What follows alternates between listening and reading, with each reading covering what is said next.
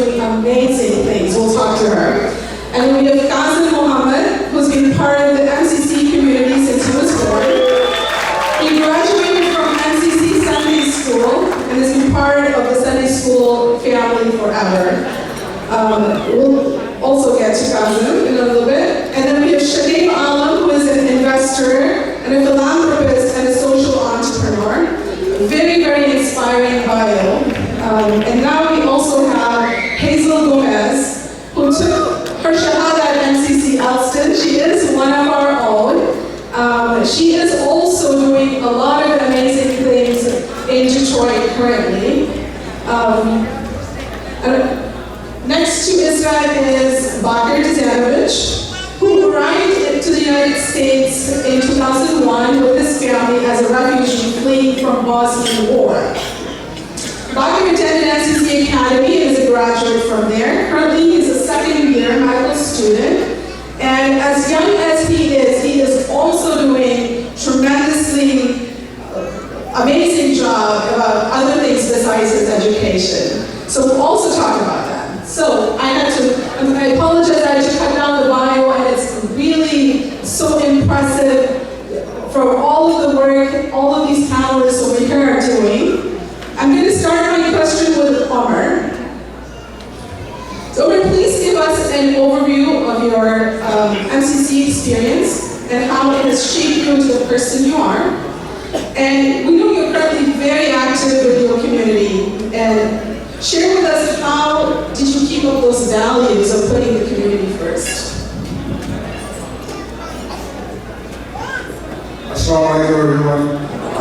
First of all, thank you for inviting me here. It's an honor and a pleasure to be here with so many friends and family from MCC.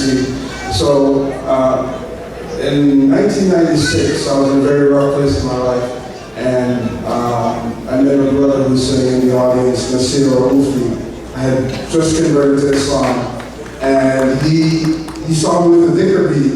He's like, what is that? So I started giving him dawah. And come to find out, he was a Muslim himself. And he told me about this place on Montrose and Elston. I should go there.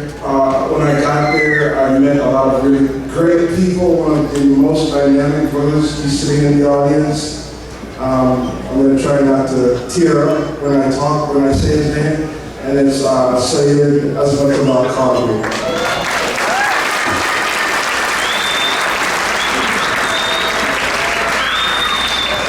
This man has been my second father. He's been a mentor, and he's been so many things to me. So he was one of the first Muslims I saw at MCC and I interacted with, and he continues to be a person that I look up to until this very day. So long story short, I got involved with MCC. I was a treasurer and a secretary, and he was the one who pulled me in. And ever since he pulled me in, I was stuck. And ever since I moved on, I'm now working with Iman, which is an awesome organization on the southwest side of Chicago. So for those of you who don't know who or what Iman is about, I encourage you to come down on 63rd and Western and see some of the inspirational things that we're doing. That was partially inspired by the great work that MCC kind of laid out for us. So I'm going to stop there. I don't want to go over my time, and I'm going to head over to the next panelist.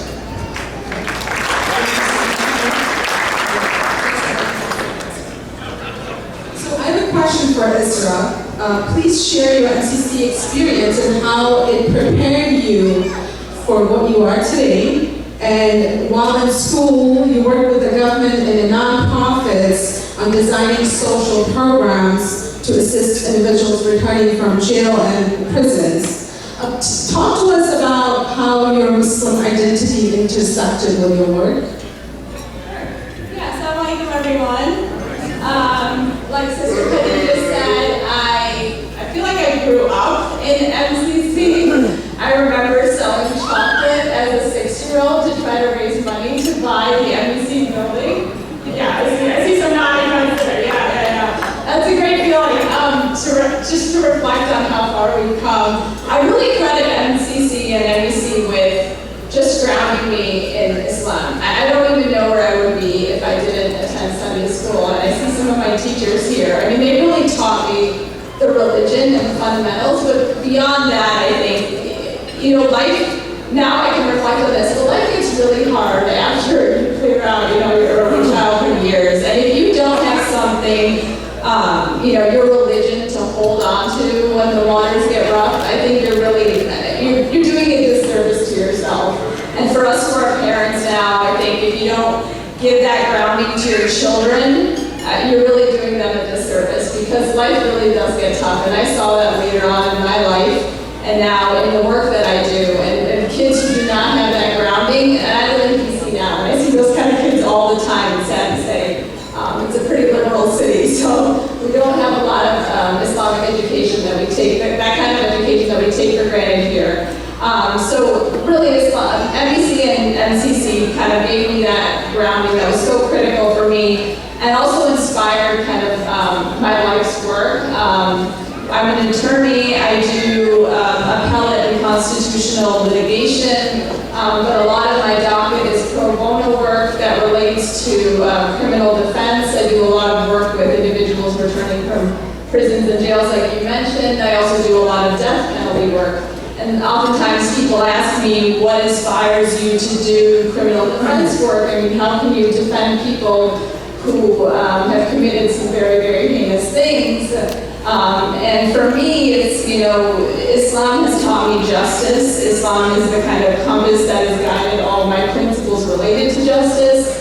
And, you know, one of the fundamental ideals that I subscribe to is that there's justice in the application of punishment. There's justice in how we treat people procedurally when we take them, you know, along the so-called criminal justice system. So, and then when we receive people after they've served their time, there's a justice in that, and making sure that that, you know, goes well. So all of those, all the things in my life that I do now, whether it's inside of work or outside of work, really has that grounding in these core principles that I trace back to my time at MCC and NBC.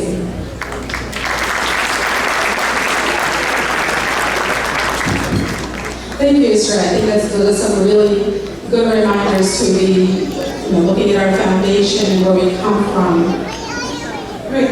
I'm going to move on to Bakr at this point. Again, I would like you to start with your MCC experience. Share with us what it was like. I know you are the co-founder of the Humanities Project, which is doing amazing work at orphanages in Haiti, which Bakr, I'd like you to touch upon that, and talk to us why it was important for you to take up a project like that, and how your MCC education impacted your choices. Assalamu alaikum, everyone. First off, of course, I would like to thank Allah subhanahu wa ta'ala for everything that has occurred, and we're just a means for all the projects and good things that we do. Second, I have to thank my parents. As she mentioned, my parents came here in 2001. All we had was our clothes on our back, a couple $100 in my father's back pocket, and you know, we didn't have anything when we got here. We didn't know English. My father still doesn't know English, but we're working on it. But you know, it was very tough, and if it wasn't for my father's and mother's perseverance, none of this would have been possible. Even them getting me through MCC, getting me through college. I was the first college graduate in my family. And now I'm in medical school. You know, it's been a long journey, and you know, I definitely love to thank my parents for that. And then thirdly, brought up MCC Academy. It was called MEC before, so I might say MEC by accident. But MCC obviously gave me a quality education, right? If they didn't, I wouldn't be able to do things I did in high school and college and be in medical school. But looking back at it, the most amazing thing they gave me, the most important thing that I believe I came out of 8th grade at MCC Academy is my identity. They gave me a purpose. You know, when I got into high school, and I see a lot of young kids here. A lot of kids were just lost. They were confused. They were ashamed. Some changed their names. You know, people didn't have an identity. They didn't have a community. And that's when kids fall off the road and go into different aspects of bad things that happen. But one thing that I realized is they gave me an identity. And, you know, nowadays, what is the Ummah? You know, a lot of people ask this, oh, the Ummah. What is the Ummah? And what is my responsibility to the Ummah? You know, is it some abstract idea, or is it a living, breathing thing? And is it living, or is it dead? And if it's dead, how do we bring the Ummah back to life? You know, and this starts at home. You know, one thing my parents did to me, thank God, it starts at home with the parents. The parents, they should tell their kids, listen, son, daughter, you're Muslim first, then you're Maymun second. Or you're Muslim first, and then you're Bosnian second. You're Muslim first, and then you're Palestinian second. That's one thing I realized, because we had a very diverse classroom. No one was better than the other person sitting next to them, no matter the color, the race, where they came from, what background they had.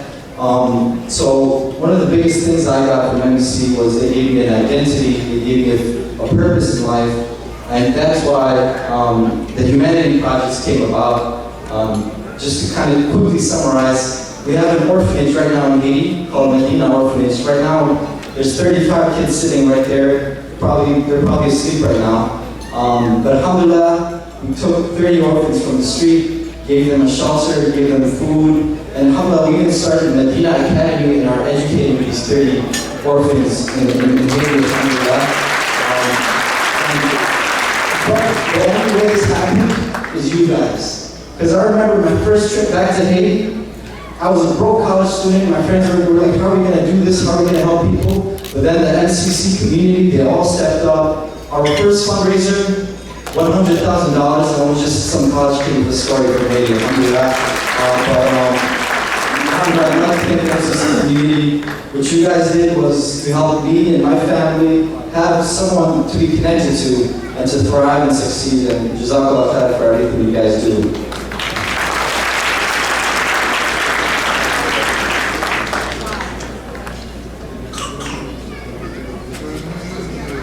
I'm so sorry, I forgot to say, inshallah, we're going to have our third annual fundraising dinner at MCC, November 8th.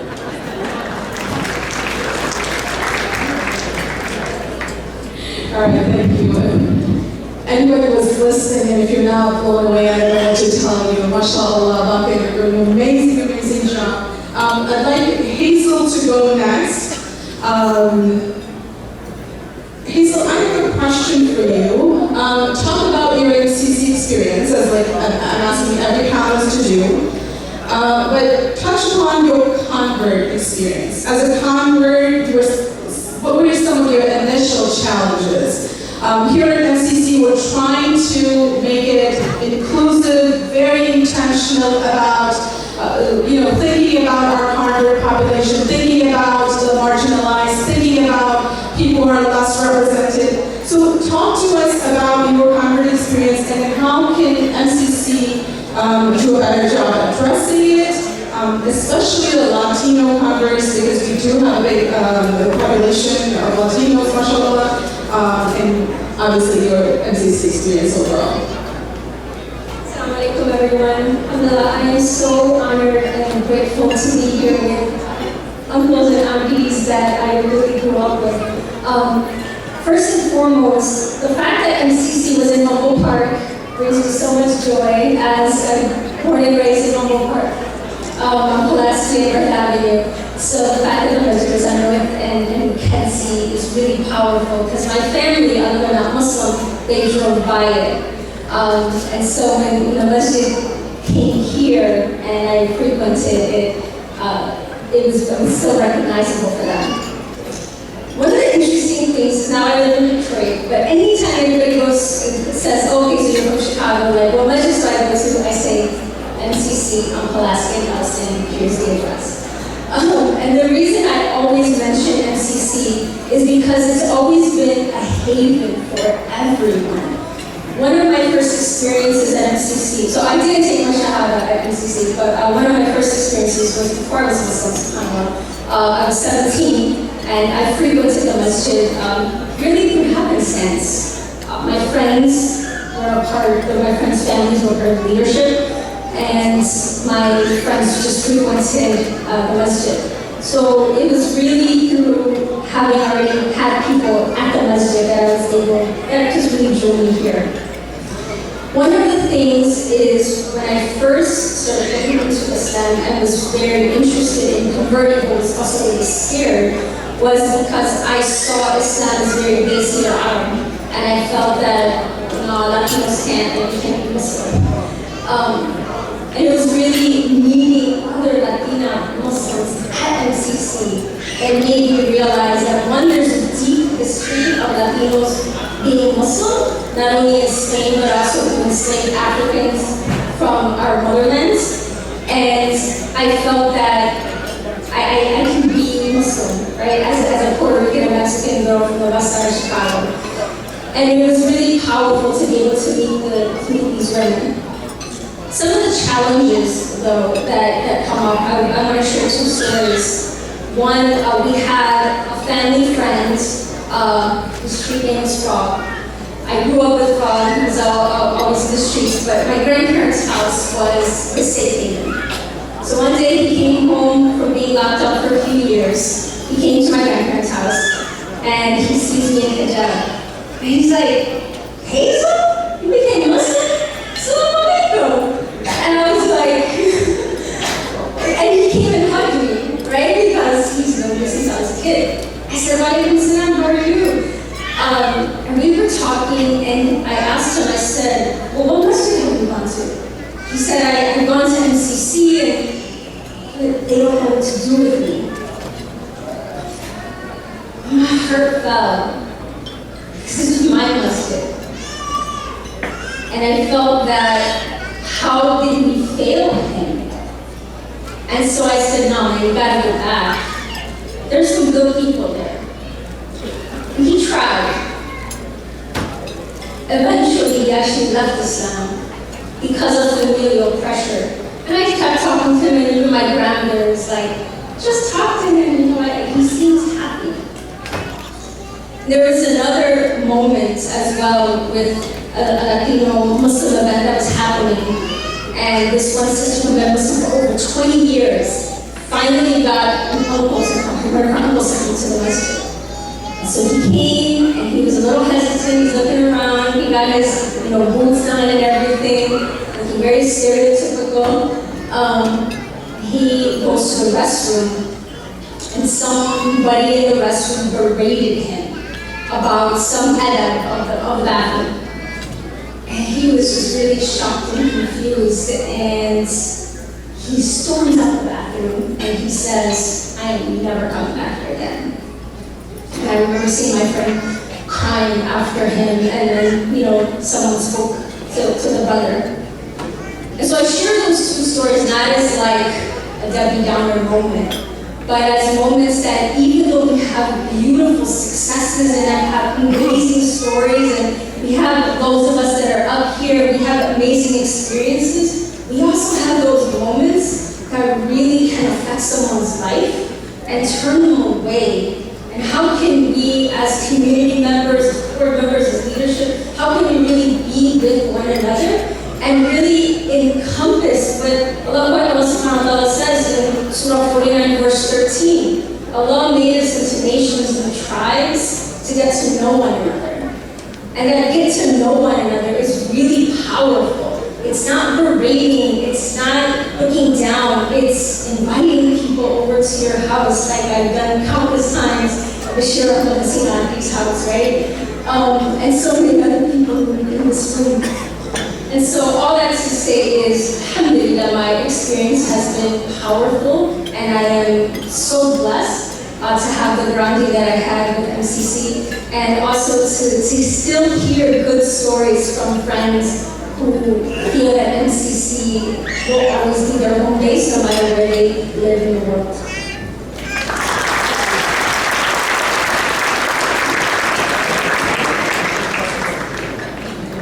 They don't want me to talk, so they keep turning off the microphone. That was very beautiful reminders, Hazel. Those are really, I think we need to keep reminding ourselves. I have to remind myself as I am getting into the auntie status as well, to make sure I'm not yelling at younger kids, to make sure I'm being very inviting. I think we all take that, and at MCC would be very, very intentional about becoming a welcoming space for everybody. My next question is for Shakib. You can pass the microphone to him. Shakib Alam. So also MCC has played a role in your life, so please share that. And you're one of the founders for Pillars Fund, and are deeply involved in supporting many Muslim nonprofit leaders. So this is an area that there wasn't a whole lot of work done in that prior to yours. Additionally, you have the personal capacity that you are a champion of many American Muslim political candidates. How has your MCC experience informed this work that you're doing? And how can a young person make the most out of their experience and affiliation with MCC? Thank you. Assalamu alaikum, everyone.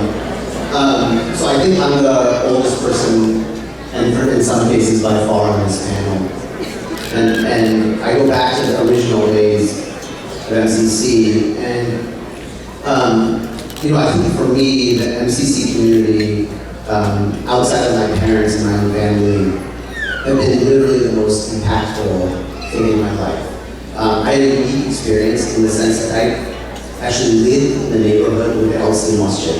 And so we moved there in 1979, and the masjid was purchased, I think, in 1980. So I actually grew up in the community. We used to walk to Jummah, walk to Sunday school in Dharabi. I mean, I literally grew up in the masjid. There were some days that I was there every single day. And many of the people that are here in this room are like family to me because I saw them regularly at the masjid. So I think, for me, the MCC community, I can boil it like that. I don't want to repeat anything that other people have said because there's a lot of similarities, but there's three main roles that the MCC has played for me. And I think all of these things are just a series of, all I can say is just gratitude and thank you. And I appreciate the question because it allows me to actually think about these things deeply and reflect on just how important it's been for my life. So the first one is one that we all think about, which is learning our religious traditions, learning enough knowledge, and also the practice, right? All of us, many of us slogged through 10 years of Sunday school. We enjoyed going to Jummah, we went to the masjid for Dharabi and for Iftar, and it was just an amazing opportunity just to be there in the environment. And I think you learn so much, and I feel very fortunate that many of those things that I've learned are still with me today and are still very practiced today. And I think about that very much as kind of the internal spiritual, right? And I think some of my friends in the panel have mentioned something about the second part, which is, for me, perhaps even more important, which is thinking about identity. Because the MCC community really helped shape my identity and helped me hang on to my Muslim identity. So this is I think it's critical, particularly living in America, right? We were kids of immigrants. We really didn't feel entirely comfortable in the 1970s and 80s in our public school environments. It was always very welcoming when we came to the masjid for Jummah, for Sunday school. And there was just so many opportunities to kind of be a part of that. I mean, I think some of you probably recall fondly, it was on the video, the stories about going to Camp Wapaka. For many of us, that was the first time we ever left home by ourselves to be in that environment. So there was just so many opportunities to kind of build your identity. One of the other key pieces of the identity, which I think is perhaps the most important one, is that we had this community of role models, right? Like half an hour ago, we had the panel of presidents. At every single table, I see those people. Each of those people played such a critical role in all of our lives. And we saw them working hard with their time, with their passion. They gave their financial resources to help kind of build a community that all of us together can hang on to our identity. And I think it's extraordinarily important. And so that's thinking about kind of who you are as a person. as a person and a historical perspective. And then finally, for me, I actually had an even more unique MCC kind of experience, which allowed me to actually learn interesting skills that I applied throughout my life. So my first job was actually at MCC. Back in the 1980s, for a few years, there was an MCC summer school program that was held at American Islamic College. I, along with Sergeant Bey, who's somewhere in here, were like counselors 1 year there. I think I remember getting my paycheck for $600 for 5 weeks of work. It was amazing to like learn how to work, learn how to be responsible. I think the MCC community and Ali Medina a decade ago asked me to join the board, and that was the first board that I had the opportunity to work on. Now today, like it's a decade later, I'm on half a dozen other boards. I'm on the boards at the University of Illinois. But that foundational experience of sitting on a board in a place where people welcomed me was extraordinary. And then for me, I've been very active philanthropically and on the lives of blessing. But I actually, more than anything else at MCC, learned how to give at MCC. And seeing the example of people and how they gave and how passionate people were and sacrificed was very important to me. And all of the projects along the way, in small amounts we were young, the ability to kind of help to pitch in for the MCC, some repair, help to pitch in to help provide an Elston building, and then ultimately what led to the opportunity to kind of really give in a very meaningful, large-scale way. But that was also, I didn't do it alone. That was shepherded and I was guided by one of these presidents who was on the panel. So for me, many of the things that are foundational in my life that I learned have come from MCC. And so what I do now in my philanthropy and in political engagement is I don't spend that much time focusing on religious institutions because I think we've done an amazing job in religious institutions. As you all know, 50 years ago when MCC was started, there may have been 50 masjids in America. 50 years later, there's 2,500 and there's a couple hundred more every single year. So I'm focused on this idea of really identity and how do we focus on that, right? Because masjids are grassroots, bottoms-up efforts, but there's an opportunity in identity development that's more top-down. And so we spend our time in our philanthropy focused on finding and supporting American Muslim civic leaders, finding who allow us to have different role models for young Muslims to have role models, to see what they can become, but also those people are amazing ambassadors for us as a community. I think the same thing about politicians. I actually personally don't like politics, and I don't actually like many politicians, but Muslim politicians I think are amazing because by just standing up, they create an opportunity to show a different version of what doesn't exist in the state, right? There's a lot of stereotypes about us. They show a leadership example of an American Muslim that many people have not seen, including ourselves. So though a lot of what I learned and what I reflect upon about building my identity is really very much a function of how I spend my time and energy now, thinking about all the work that we do. I think the thing for younger people to recognize is, of course you should, be a part of that MCC community. There's things to learn. You can learn how to pray. You can learn how to do and all the religious things. But don't forget that there's actually another opportunity, and that's the opportunity to serve and to learn how to lead. And the people here are so welcoming that if you're a young person who wants to do that, we'll get the opportunity. There's been a lot of discussion, there's a lot of arguments, and it's actually a good thing. To learn how to live through that as a young person within your community is very powerful because it allows you the opportunity to have done that once at least. So when you go out into the world and develop your life and your career, you have that experience. That's in my case, and I'm not saying this in any hyperbolic way. I would not have been able to accomplish what I've been able to accomplish in my life on my life. It wasn't for the fact that we had the community around us and we was all these things.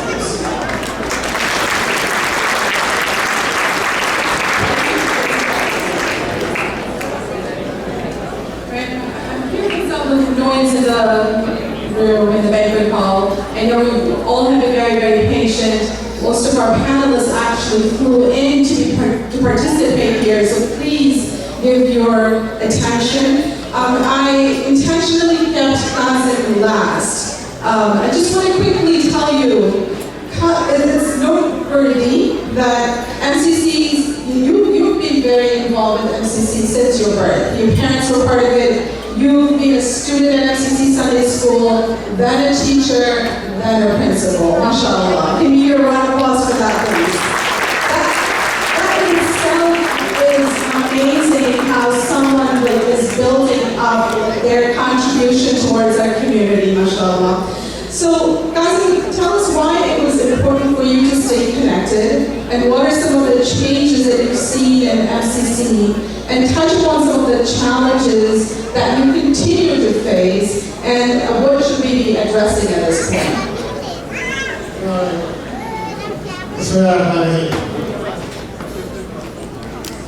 I want to start with a story. When I was an MCC student, my mom's over there, she can testify to this.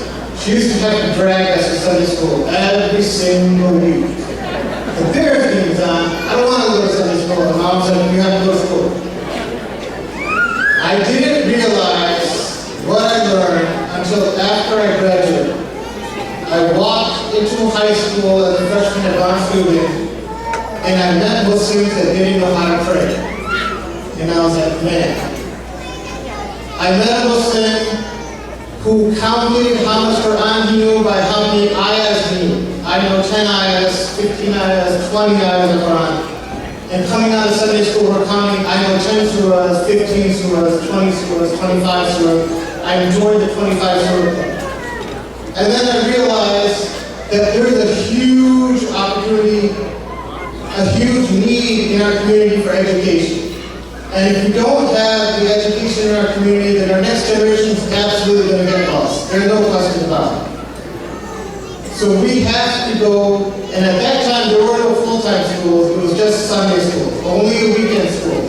We have to get involved at that level in order to build up that curriculum, to build up that education level, to build up the interaction in the classrooms to a point where students will actually benefit from the Sunday schools, and then they can go out and live their lives, hopefully, as students of knowledge, of students of Islam throughout their lives, because we're not trying to make you a scholar coming out of Sunday school. We're just trying to get you the basics so you can get out the door and learn how to learn for the rest of your life. That's the key. Now that's one thing. Sunday school has gotten better and better over the years. But one of the things is this. The teachers are, some of them have been there for 30 years, 40 years. I think our oldest teacher is 82. And that's amazing. But the problem is that unless younger student teachers don't come into the mix, having an 82-year-old talk to a class of 12 or 13 or 14 or 15-year-old students, to get that gap of 70 years, they can't relate. So we need younger people to step up and get involved in the school, and on a larger level, get involved with the community as well. My generation, the generation above me, we often made excuses. The uncles are keeping us down. They don't want us to join the war. They don't want us to get involved in communities. And you know what? I think that's just complete garbage. When we were high school and college age students, we came to MCC and we said, okay, we want to do an Imam Hajj dinner for 800 people. We want to feed people on the depressed area of MCC. We want to have food in the prayer hall, the youth hall, the community hall, the red room, any place where we want to feed people, that we can feed people, we want to feed people. We need to put people there to eat so that we can fit 800 people at MCC. And we're high school and college age students. MCC will allow you to get that opportunity, but you got to be willing to take the opportunity. You got to be willing to ask for that opportunity. The last thing I want to talk about is this. When our parents came, they had a sink or swim attitude. They're like, either we get the job done or our children are gone. They're not even going to be Muslims anymore. There's no question about it. So they busted their butts. I heard a story of one uncle before there was the BLU markets. He said, I had to go to the farm myself and I had to slaughter 20, 30, 40 chickens so that we could have the first MCC fundraising dinner, so that my wife could cook there. Right? They worked, everybody worked in the family to get that across. That was, and you know, as we get older, the community got bigger, some volunteers came, other volunteers left. People got complacent. Someone else is going to take care of the job. And a lot of times you sit around, the uncles are going to keep us down, other people are going to take care of the job. I'm just going to go home, sit in my chair, and watch my sports on TV, and I don't need to do anything. The fact of the matter is, as all of us here have testified, as Diamond has testified, as Ibrahim Khalid has testified, everybody needs to get involved. There's a place for everybody at MCC. If you're a senior still, we have a seniors committee that you can get involved in. If you're interested in Dawa, there's an outreach committee. If you're interested in helping out poor people, there's a Zakat and rehab committee. If you're interested in helping out with healthcare, there's a health committee. There's committees for practically everything. We make jokes that there's too many committees at MCC, there's not a committee to make committees.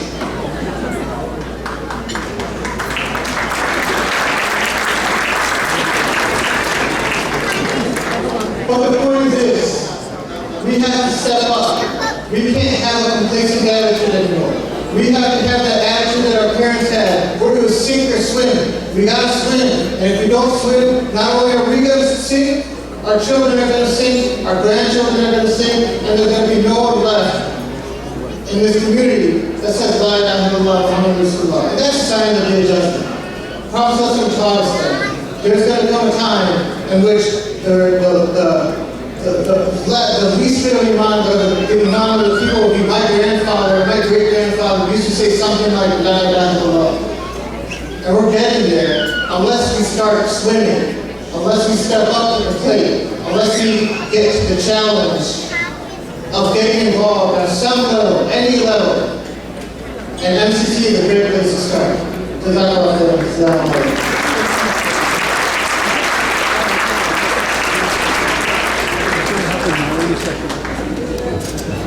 MashaAllah, Qasim really wrapped it up nicely for all of us. As you can see, like every single person had a different story to share, and it all started at MCC, MashaAllah.